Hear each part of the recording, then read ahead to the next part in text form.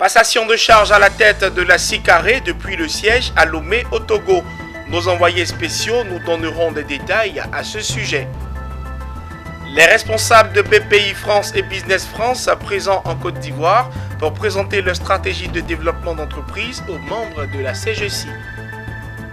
Et puis ouverture à Abidjan de la 3e édition de la foire de la CEDEAO et des pays amis. Les détails dans cette édition. Mesdames et messieurs, merci pour votre fidélité renouvelée au journal de Business 24 Africa que nous ouvrons avec une page de réassurance en Afrique. Pour en parler, nous nous rendons à Lomé au Togo, plus précisément au siège de la SICARE. Entendez la compagnie commune de réassurance des États membres de conférence interafricaine des marchés d'assurance. Ce jeudi, l'heure était à la passation des charges à la tête de l'institution. Jean-Baptiste Kwame a passé le témoin à Karim Diarra-Souba, qui depuis ce jour est le nouveau directeur général de la SICARE. Retour sur les temps forts de cette passation de charge avec Mondésir Nascimento et Marie Seri, nos envoyés spéciaux. C'est fait. Et c'est ici même ce jeudi à Lomé, capitale économique et politique du Togo. Par ailleurs, ville-siège de la SICARE, entendez, compagnie commune de réassurance des États membres de la conférence interafricaine des marchés d'assurance CIMA, que l'ancien directeur général Jean-Baptiste Kwame a cédé le fauteuil à son compatriote ivoirien Karim Diarra-Souba à ce poste, appelé depuis le 5 janvier 2021.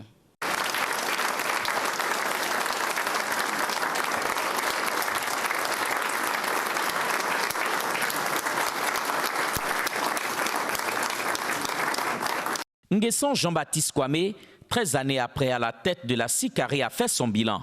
Un bilan qui brille par ses chiffres devant un parterre de personnalités dont les représentants des ministres de l'économie et des finances du Togo et de la Côte d'Ivoire, les responsables d'institutions partenaires, le PCA et les collaborateurs de la SICARE. Tous séduits par les performances de ces 10 dernières années. L'objet qui nous rassemble ce jour est à inscrire au chapitre de la bonne gouvernance. Lorsque j'ai commencé à la SICARE le 2 janvier 2008, le capital social de la compagnie s'élevait à 6 milliards. Et aujourd'hui, nous sommes à 50 milliards. Au niveau du chiffre d'affaires, lorsque j'ai commencé en 2008, le chiffre d'affaires était de 14 milliards. Le dernier exercice que nous avons clôturé, 2019, on a clôturé ici avec un chiffre d'affaires de 63 milliards. Et 2020 va être clôturé au niveau des prévisions de réalisation avec 90 milliards. Donc le chiffre d'affaires a été multiplié par 6. Les bénéfices, nous avons institué une politique de distribution de dividendes. Chaque année, nous distribuons entre 25 et 50% des bénéfices aux actionnaires et les bénéfices sont en constante augmentation. Karim Diarra-Souba, anciennement directeur des assurances en Côte d'Ivoire, aujourd'hui 4e directeur général de la SICARE, apportera du sang neuf à l'institution sous-régionale. En 13 ans, M. le directeur général sortant a fait un grand parcours. Il a hissé à un niveau très important, très élevé, la SICARE. Et je mesure les difficultés de la SICARE dans un contexte très difficile. Il a pris les rênes en 2008 jusqu'en 2020. Il a fait 13 ans. Donc il a eu à travailler beaucoup. Toute la zone, la CIMA, reconnaît les efforts qu'il a fournis. Et tous les États reconnaissent, les administrateurs également. Il a eu le soutien des administrateurs, de toute la corporation. Et je m'inscris dans cette continuité parce que j'ai pratiquement le même parcours. Et j'ai le soutien également du conseil d'administration des États membres de la SICARE et nous avons pratiquement le même profil. Donc à moi maintenant de pouvoir consolider les acquis et de pouvoir mettre en place un plan stratégique de développement que je vais faire exécuter en fonction de la réalité qui se présente à moi. La SICARE est une institution internationale à gestion commerciale créée en 1981 par les 12 États membres de la zone franc d'alors, le Bénin, le Burkina Faso, le Cameroun, la République centrafricaine, le Congo, la Côte d'Ivoire, le Gabon, le Mali, le Niger, le Sénégal, le Tchad et le Togo. Elle a pour mission promouvoir le développement des activités nationales d'assurance et de réassurance dans les pays membres, favoriser la croissance des capacités de souscription et de rétention nationale, régionale et sous-régionale, et enfin, contribuer au développement économique de l'Afrique. Nos envoyés spéciaux ont tendu leur micro à quelques personnalités à l'issue de cette passation de charges. On les écoute. J'ai l'avantage de connaître les deux directeurs, l'entrant et le sortant. Et je puis vous affirmer que tout ce qui a été dit au cours de la cérémonie, je le confirme en ce qui concerne leur qualité et leur détermination pour donner à la SICARE davantage de noblesse. Le premier, c'était d'abord un message de reconnaissance. Reconnaissance à l'endroit du sortant pour le travail bien accompli, pour avoir hissé l'institution commune au niveau actuel et surtout l'avoir fait noter. Ils l'ont dit lui-même par une institution de notation de rating, un BES, et pour l'entrant, un message d'encouragement, de félicitations, et lui dire qu'il a un challenge à relever. Djerasouba connaît très bien la SICARE sur le plan administratif, technique et financier. En tant qu'administrateur, il examinait périodiquement les comptes de la société. Donc, M. Djerasouba n'est pas sur intérêt inconnu. Nous avons encore beaucoup de sujets à traiter et nous comptons sur sa collaboration, sur son ouverture. Il a déjà fait ses preuves en Côte d'Ivoire en tant que directeur des assurances et nous sommes contents de savoir que nous avons devant nous quelqu'un qui connaît bien le monde de l'assurance. Abidjan, la capitale économique de la Côte d'Ivoire, enregistre la présence de la Team Export France. Les émissaires de BPI France et Business France ont rencontré ce jeudi les membres de la Confédération générale des entreprises de Côte d'Ivoire. Ils leur ont révélé leur programme de développement des entreprises en Afrique. Le compte-rendu de Betty Kwaku et Doumbia Ayouba.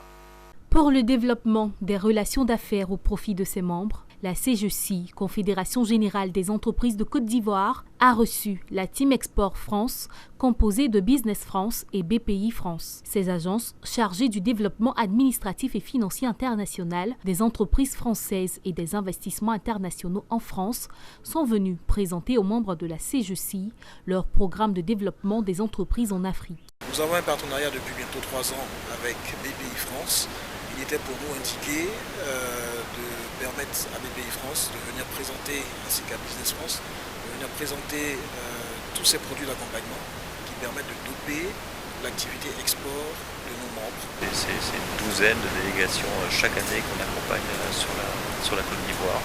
C'est entre 300 et 350 PME françaises qui viennent découvrir ce marché, qui sont à la recherche de partenaires locaux. Selon le directeur exécutif de la CGECI, Stéphane Kaongui, la présentation de Business France et BPI France est une opportunité pour améliorer la compétitivité des entreprises ivoiriennes à l'international. Dans le plan stratégique de la CGECI, il est prévu de faire en sorte que les entreprises ivoiriennes, les membres de la CGECI, soient plus conquérantes à l'international, en se basant notamment sur des accords négociés par nos gouvernements. Et donc, il existe des outils, des structures comme BPI et Business France ont des outils qui peuvent profiter aux membres de la CGECI.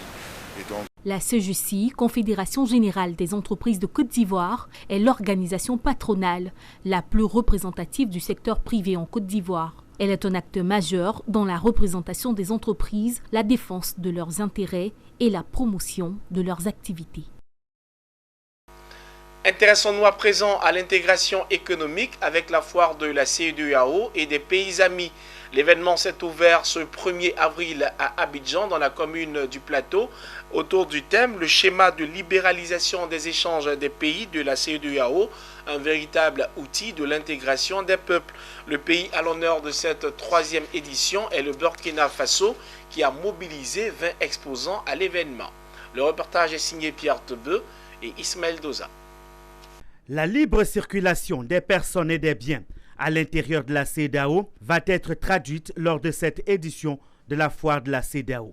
Les échanges commerciaux entre exposants venus de différents pays de l'espace communautaire vont également meubler ce rendez-vous des affaires. Des éléments qui vont permettre de vivre la réalité de cette intégration africaine et capitaliser la richesse des créateurs et des transformateurs. Le rendez-vous 2021 intervient dans un contexte particulier de pandémie de la maladie à coronavirus. La présence donc des exposants s'inscrit dans leur soif de renouer avec la croissance et une reprise d'activité qui va donc nous permettre de renforcer notre développement. L'intégration est aussi un facteur de paix et de développement social des peuples. Des satisfactions que le promoteur tire de la foire. Cette année, c'est la toute première fois que nous invitons un pays de la sous-région. Et je voulais aussi ajouter que le pays que nous avons invité, c'est le Burkina Faso. Et ils se sont mobilisés massivement. Cette foire est aussi une grande opportunité pour les exposants. Les pains burkinabés, on sent que les Ivoiriens aussi aiment ça. Et puis il y a beaucoup de Burkinabés en Côte d'Ivoire. Donc on est venu exposer nos pains pour leur montrer comment nous aussi on se débrouille au Burkina. Parce que c'est nos mêmes qu'on utilise pour faire ces pains-là. Déjà, c'est des partenariats pour pouvoir s'ouvrir au marché ivoirien et au-delà. Puisque actuellement au Burkina, on est leader, si je peux m'exprimer ainsi, en termes de miel et tout. Mais on espère vraiment avoir des partenaires pour conquérir d'autres marchés. Il y a plein d'acteurs au Burkina Faso aussi. Nous avons été sélectionnés. C'est un honneur et c'est un grand plaisir. Il y a plein de types d'opportunités. Donc c'est d'abord tisser des relations aussi. Voilà pourquoi nous sommes présents ici. Au-delà du pays invité d'honneur qui est le Burkina Faso, il y a également pour cette édition 2021 le Cameroun et la Tunisie qui y prennent part. L'édition 3 est meublée d'expositions avec une trentaine d'exposants, de rencontres B2B, de panels, de prix sectoriels et une virée nocturne dénommée Abidjan by Night. Le Fonds de développement de la formation professionnelle et la Société de plantation de Côte d'Ivoire, en abrégé SPLC, ont récemment lancé un projet d'insertion de 50 jeunes titulaires d'un BTS, option agriculture tropicale dans la production et la transformation du safou. La cérémonie de lancement s'est tenue à l'Université de l'entrepreneuriat du groupe école des IAE, située à Azagué, à une quarantaine de kilomètres de la capitale économique ivoirienne, Abidjan. Le compte-rendu de Pierre Tebeu et Léon Gilbert. Ils sont 50, tous titulaires d'un brevet de technicien supérieur BTS en agriculture tropicale sortis de la prestigieuse école des entrepreneurs de IAE. Ils sont aujourd'hui choisis pour expérimenter la production et la transformation du safou en Côte d'Ivoire. Un projet initié par la Société de plantation de Côte d'Ivoire SPLC avec l'appui financier du Fonds de développement de la formation professionnelle FDFP. Le rôle du cabinet SPLCI, c'est d'assurer l'aspect technique de la mise en œuvre du projet de formation de 50 jeunes pour la production et la transformation du safou. Les aider à la formation sur les itinéraires techniques, à la création du champ de safou et puis jusqu'à la production, l'encadrement jusqu'à la production. Le safou est un fruit typiquement africain, cultivé pour l'instant uniquement en Afrique centrale. Pour l'instant car ce fruit suscite un intérêt croissant et sa culture, actuellement en forte progression, pourrait fort bien déborder du continent noir. Très prisée pour ses vertus, l'huile de safou est réputée pour les bienfaits qu'elle apporte aux cheveux et à la peau. On peut utiliser la pulpe du fruit du safou séché, broyé pour faire des tisanes, pour soigner l'hypertension artérielle, les cas de diabète. Nous pouvons aussi fabriquer du savon à partir de l'huile extraite du fruit du safou. C'est pour cette raison que le Fonds de développement de la formation professionnelle accepte de financer ce projet de production et de transformation de safou à hauteur de 40 millions de francs CFA. Donc nous avons pour objectif d'aider les jeunes à créer une activité génératrice de revenus qui leur permettra de se prendre en charge. La formation est prévue pour durer plusieurs mois avec une phase pratique et une phase théorique sur les champs d'expérimentation du groupe école de IAE à Azagué. Les attentes sont nombreuses et suscitent un grand intérêt pour les apprenants. Je pense qu'avec ce fonds qui sera financé et la formation sur la transformation du safou et les pratiques culturelles de cette plante-là va nous permettre de pouvoir mieux s'insérer demain dans la vie. Grâce à cette formation, je vais pouvoir reprendre mes petits besoins essayer de me prendre en charge. Qu'on soit bien formé et qu'on se recadre bien pour mieux s'engager dans l'affaire et puis entreprendre pour nous-mêmes. Le safou est cultivé dans sa région d'origine, mais là où il est le plus fréquemment récolté, c'est surtout au sud du Nigeria, au Gabon, au Congo et au Cameroun, où il constitue dans l'agriculture du pays une ressource importante. Ce journal est terminé, il a été préparé par l'ensemble de la rédaction. Merci de nous avoir suivis.